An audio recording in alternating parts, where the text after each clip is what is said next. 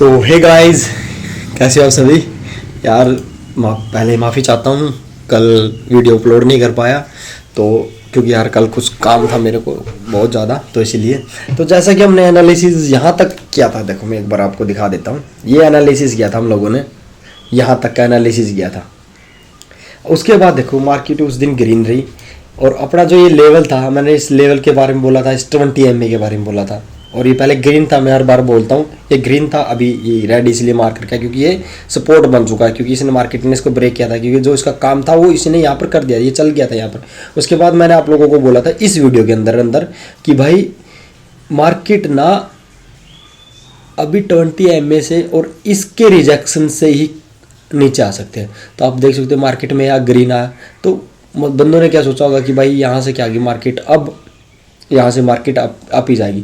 तो आप देख सकते हो मार्केट यहाँ से कम्प्लीटली ब्रेक कर गई अपने ये छोटे छोटे लेवल जो डे ट्रेडिंग की मैंने आप लोगों को बताई थी।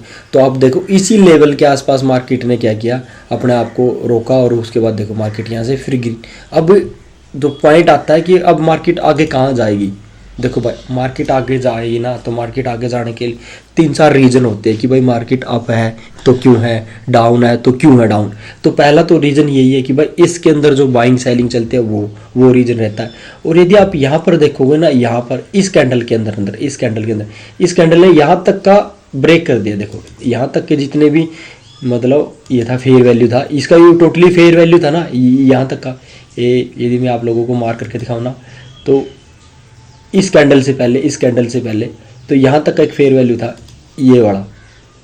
एक बार मैं इसको यहाँ तक लेके आ जाऊँ, इसके नीचे कम्प्लीटली फेयर वैल्यू गैप था ये वाला, इसके नीचे ही पूरा कंप्लीट फेयर वैल्यू गैप है, ये टोटली फेयर वैल्यू गैप है। यहाँ से लेके ये यहाँ तक का एक फेयर वैल्यू गैप है, ये एक फेयर वैल्यू गैप है।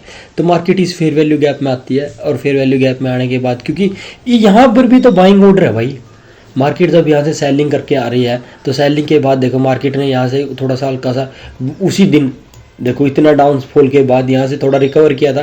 रिकवर के बाद देखो उसी दिन नेक्स्ट डे मार्केट ने क्या किया, आज का दिन है, मार्केट ने ग्रीन किया। तो हमको फेयर वैल्यू गैप को भी कहीं ना कहीं मार्केट जब आपको लगता है कि कोई जोन नहीं मिला, क्योंकि यहाँ पर तो जोन है, मार्केट जब यहाँ पर आएगी यहाँ से तो भागी। यदि आप 75 मिनट में देखो आपको कहीं ना कहीं यहाँ पर एक जोन मिलेगा। देखो ये देखो यहाँ पर आप देखोगे ना 75 मिनट के अंदर 75 मिनट के अंदर भी एक कोई का जोन नहीं है। 15 मिनट पे देखते भाई, 15 या 45 मिनट पे देखते हैं, लेकिन 15 मिनट पहले एक बार देख लेते हैं तो कंफर्म हो जाएगा कि यहाँ पर कोई जोन है या नहीं। तो जैसा कि आप देखो कि भाई यहाँ पर एक जोन है, ये देखो ये ऊपर वाला एक जोन था और जहाँ से मार्केट चली है, देखिए यदि मैं यहाँ पर एक मार्क करूँ ना, यहाँ पर एक जोन है। तो यदि आप देखोगे देखो मार्केट यहीं पर आती है और यहीं से एक बाउंस बैक देती है 15 मिनट के टाइम फ्रेम पे, ठीक है। तो फेयर वैल्यू गैप के बारे में भी आप लोगों को आई होप थोड़ा सा आइडिया आ गया होगा कि भाई हाँ इस फेयर वैल्यू गैप से मार्केट ऊपर चली। लेकिन ये मार्केट कब तक है, तो 15 मिनट का टाइम फ्रेम हुआ, 15 मिनट का टाइम फ्रेम कब तक काम करेगा। तो जैसा कि आप यहाँ पर देखोगे इस फेयर वैल्यू गैप ने मार्केट को फिर सेम इस 20 MA के आसपास ला के खड़ा कर दिया। और अब 20 MA के आसपास ला के खड़ा कर दिया तो देखो यहाँ पर भी मार्केट के अंदर क्या है, एक सप्लाई जोन क्रिएट हो रहा है। तो ये यदि इस सप्लाई जोन को मैं मार्क करूँ ना, तो ये सप्लाई जोन ऐसे है, ये तो यहाँ तक है, लेकिन बट भाई मार्केट आगे ऑलरेडी सप्लाई जोन है तो उसको मार्क करने की कोई ज़रूरत नहीं है। तो ये अपना एक सप्लाई जोन है और यहाँ पर एक 20 MA भी है। तो अभी जो कुंडी फंस सकती है, क्योंकि मार्केट ने इस सप्लाई जोन को, हल्का सा सप्लाई जोन था, इसको ब्रेक कर दिया। तो भाई इस सप्लाई जोन को ब्रेक कर दिया तो क्या ऑब्वियसली बात है, देख जब मैं एक वीडियो रिकॉर्ड कर रहा था उसको अपलोड नहीं कर पाया, लेकिन मैं अभी आप लोगों को बता रहा हूँ मार्केट का ट्रेंड बता रहा था। मार्केट का ट्रेंड यदि बुलिश या अप ट्रेंड है या डाउन ट्रेंड है, उसके 2 रीजन होते हैं कि भाई मार्केट ने कोई प्रीवियस सप्लाई जोन को ब्रेक किया हो या फिर किसी कंसोलिडेशन को फेस किया हो। यदि मार्केट प्रीवियस 2 सप्लाई जोन को ब्रेक कर देती है तो मार्केट अप ट्रेंड में आ जाती है। यदि एक सप्लाई जोन को ब्रेक करती है तो मार्केट क्या हो जाती है, साइडवेज हो जाती है। तो यहाँ पर देखो मार्केट ने यहाँ पर एक डिमांड जोन सप्लाई जोन को ब्रेक किया और इस सप्लाई जोन को ब्रेक करने के बाद यहाँ पर देखो इसके ऊपर क्लोजिंग दिया, तो मार्केट क्या यहाँ से साइडवेज है, ठीक है। तो अब जब यहाँ से मार्केट इसके पास आएगी ना, इसके पास आने के बाद मार्केट यहाँ पर कंसोलिडेट करेगी, क्योंकि 20 MA भी इसको रजिस्ट करेगा, क्योंकि भाई यहाँ पर 20 MA भी है। हाँ यदि मार्केट इसके ऊपर क्लोजिंग दे देती है, इसके ऊपर क्लोजिंग देना मतलब मार्केट इसके ऊपर क्लोजिंग, तो मार्केट यहाँ से अप ट्रेंड हो जाएगी। अप ट्रेंड का मतलब कि मार्केट अप है, यहाँ से मार्केट अप है, तो मार्केट ये यदि ये इस गैप की बात करें तो भाई ये गैप कितना है, तो आप लोग देख सकते हैं यहाँ से लेके यहाँ तक का, तो मार्केट कम से कम भी 250 पॉइंट मतलब 1% के आसपास मार्केट को अप जाना पड़ेगा, तब जाकर मार्केट अप ट्रेंड हुई। अप ट्रेंड मार्केट इतनी हो नहीं सकती, तो मार्केट को में यहाँ कंसोलिडेशन होने की प्रोबेबिलिटी है। पहला रीजन ये हो गया। आई होप आपको यहाँ तक का क्लियर होगा कि मार्केट यहाँ से क्या हो सकती है, मार्केट यहाँ से कंसोलिडेट हो सकती है। दूसरा रीजन अपने अभी देखो, अभी ये लास्ट एंटर यार ऊपर कैसे चला गया, ये तो यहीं कहीं था ITCC के आसपास ही था, ठीक है। तो एक मिनट लास्ट नाइन टर्बो को मैं यहाँ पर शिफ्ट कर देता हूँ, ठीक है।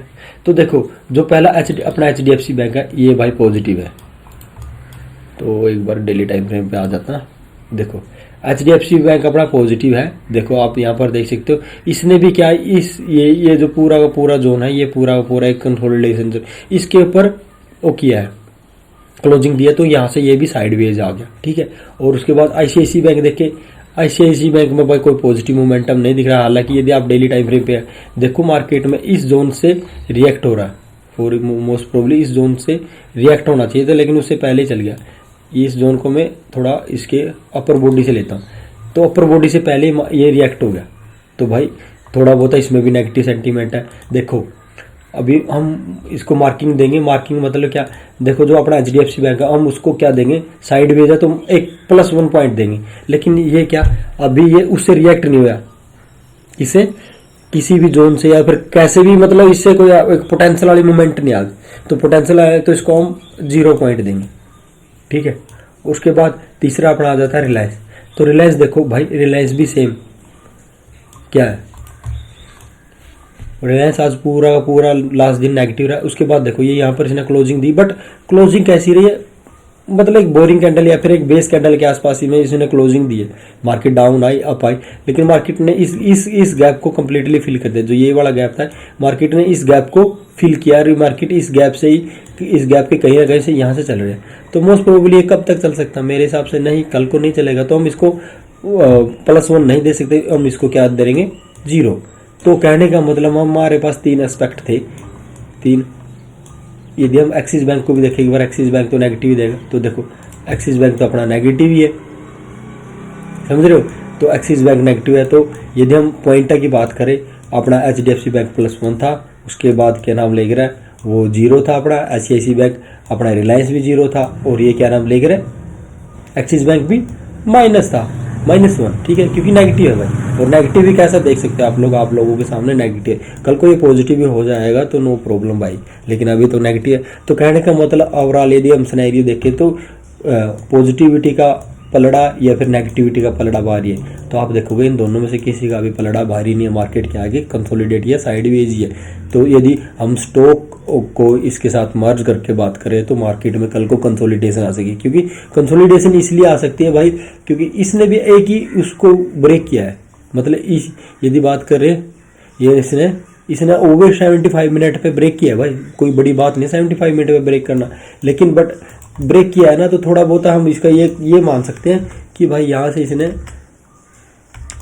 कंसोलिडेशन को एक हो गया। कंसोलिडेशन के बाद क्या आते हैं मार्केट में, एक ट्रेंडिंग मूव आ सकते हैं, वो अपसाइड हो या डाउन साइड हो, लेकिन कल को हम क्या सोचेंगे, मार्केट कल कंसोलिडेट रहेगी।